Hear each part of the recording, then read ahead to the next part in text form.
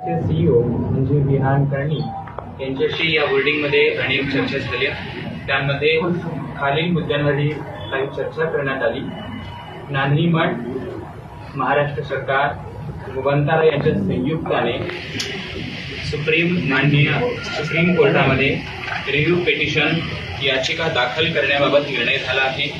नांदणी मठाच्या मालकीच्या जागेमध्ये वंताराने हत्तीच्या पालन पोषणाची सुविधा केंद्र उभा करण्याचे आहे असे त्यांनी मान्य केलेलं आहे.